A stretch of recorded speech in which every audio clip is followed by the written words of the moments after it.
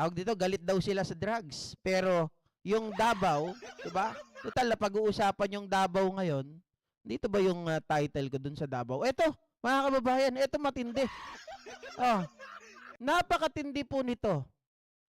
Yung pamilyang Duterte, they hate drugs daw. Sabi ni Digong, I hate drugs. My God. 'Di ba? Huwag mong subukan, masisira ang buhay mo. Pero alam nyo ba, mga ka-GP Natics, yung Davao ngayon, super high-tech. Bakit? Aba, hindi lang sa panlalawigan. 'Di ba? Hindi lang po sa kapatagan nangyayari ngayon ang pagdidistribute ng droga. Nangyayari po ang distribution ngayon ng droga doon sa Davao ay sa pamamagitan po ng drone. Hala, matindi. Talagang ano na sila, umangat na mga kababayan. O ito, panoorin nyo. Listado ang paggamit ng isang drone camera para umanon sa droga sa kakulungan sa Davao City. Nadiskubre po ito ng Barangay Kagawad. 3 pakete ng hinihinalang shabu na nagkakahalaga ng 400,000 pesos ang nakuha rito. Pinaniniwala ang ginamit ang drone para lihim na makapag-deliver ng iligal na droga sa kulungan. Hawak na po ng pulisya ang drone at droga habang inaalam kung sino ang nasa likod nito. Oh, mga kababayan, di biruin nyo? Anong ginagawa ng mga LGU natin? Anong ginagawa nung ano dyan? Puro dakdak, ayaw sa droga. Puro laman na lang na ata ng balita ng white substance. Doon sa sa Davao, yung mga nahuhuli na pagkadami-daming bato, pagkadami-dami, puro Davao na lang. Tapos ngayon, my God, I hate drugs.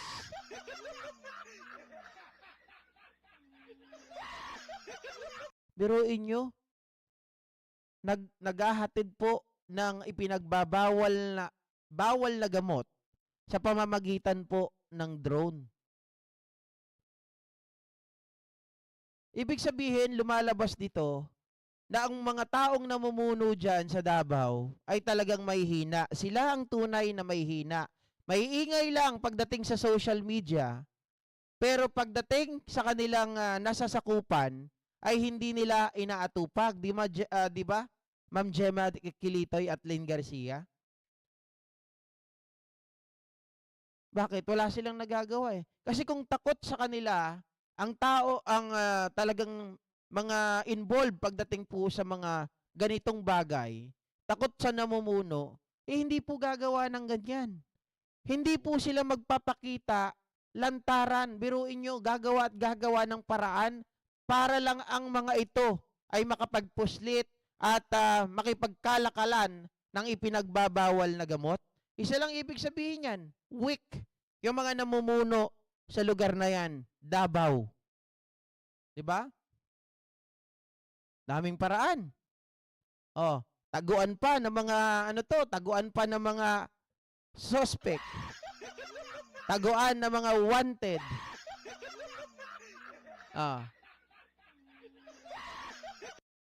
Di ba? Di ko nga rin maintindihan na bakit kinukumpara ang mga anak ni Duterte sa Marcos. Makikita naman ang difference. Yung mga Duterte, lahat parang mga adik, samantalang ang anak ni PBBM matitino. Di binabaliktad po nila eh. Sila daw ang matino. Hindi daw palibhasa may tato ay adik na. Well, mga ka-GP Natics, ako marami din naman akong tattoo sa katawan, ano? Pati sa leg, meron ako. Pero hindi naman po ako adik. Wala naman po ako, di naman ako nakasubok ng ganyan. Kaya lang, makikita talaga natin, doon pa lang sa pag-uugali, kung paano sila makipag-usap, kung ano yung mga lumalabas sa kanilang mga bibig, ay talagang sasabihin po natin na meron talagang kakaiba at may nangyayari po talaga na hindi natin mawari at hindi natin maipaliwanag between dito sa mga Marcos at sa mga Dutertes. Nakita natin, yung mga pamilya Marcos, yung mga anak ay napakababait, napakamagagalang, kabaliktaran po nung nasa kabilang kampo. 'Di ba? Oh. Kailan kaya matatapos ang balita tungkol sa mga nahuhuli dito sa Davao? Siguro nga mga kababayan, panahon na talaga at palitan yung namumuno diyan sa Davao. Kaya vote tayo sa mga Nograles. Huwag na natin paupuin kasi pag halimbawa, mga kababayan, nandun na nga si Digong sa The Hague ngayon. Tapos iboboto nyo pa. Paano kayo maaasikaso niyan?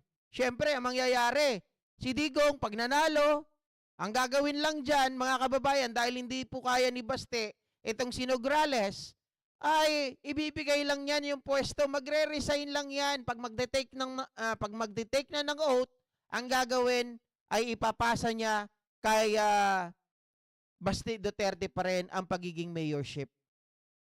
Mag-isip-isip po tayo.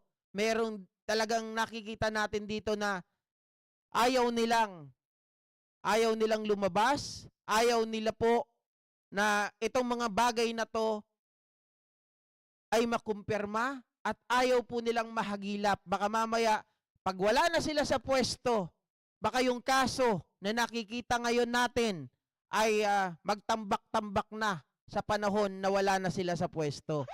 Kaya gagawin ang lahat ng mga yan. Biruin mo, si Digong, alam po natin na si Digong Duterte, mababa po ang 3 taon, 'di ba? Ng kanyang pagkakakulong doon sa The Hague. So paano niya pa magagampanan kung siya ang magiging mayor ng Davao? Of course, ang gagawin niyan, magre-resign. At kapag nanalo naman si Baste ng vice mayor, matik siya po ang magiging mayor ulit ng Davao. Ako po, yan talaga. Sabi ni Noli Santiago, ka-GP kung ano ang puno, siya din ang bunga. Tama. Lori Capili, hello ka-GP, meron si Digong na video, pinakita ni Nyolo ang kabastusan ni Digong. Ano yan, mga kababayan? Marami kasing kabastusan eh. Ngayon nagkalat na nga yung mga video ni Digong ng kabastusan niya. Lahat ng mga kasinungalingan niya, lumalabas na lahat. 'Di ba? Pero wala naman yagbols. Kapag nanalo si Dugong sa pagka-mayor tapos na ang termino niya, di pa rin siya makakalabas. Di for sure naman, Sir Leo, kapag nanalo siya, talagang magre-resign yan para yung mayorship, bago mag-take ng oath si Digong, ay ibibigay niya yan kay Baste Duterte. Matik yan. Diba? Matik yan. Sure tayo dyan. Shoutout po sa mga bagong pasok, mga kababayan ha. Meron pa ba tayo natitirang topic? Parang wala na. Naubos na ata kadadaldal ko. Oo nga, wala na nga. Mamaya na lang ulit tayo, mga kababayan. Magkita-kita po tayo mamayang gabi at subukan ko pong makapag-live ulit. At kahapon may utang ako sa inyo 1 araw, di ako nakapag-live. Tinamad kasi ako kahapon eh. Tinamad ako kay Amy Marcos, Ma'am Gina 31. Dahil sa napakinggan ko kahapon, nabuisit ako. Naghanap na lang ako ng ibang magagawa. Anyway, maraming salamat po muli sa inyong lahat at magandang hapon. Kita-kita po tayo mamaya. Thank you so much at I love you all. Yon. Go Philippines! Go Philippines! Go Philippines! Go Philippines!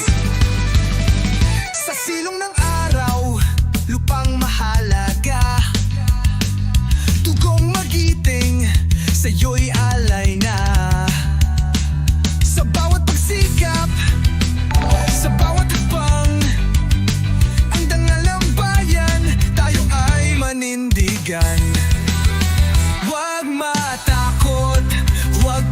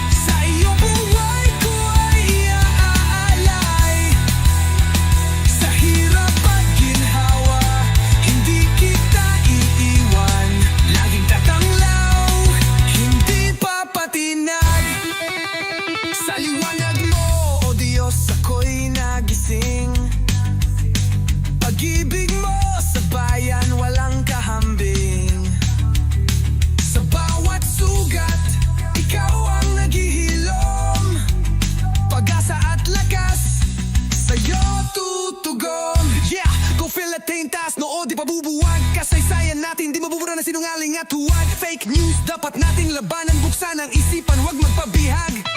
Sa puso ay tapang, di kayang bilhin. Paninindigan sa tama titindig. Kalayaan, katotohanan, ating sigaw. Go be at least. Di kailan maluluhod sa daya takot.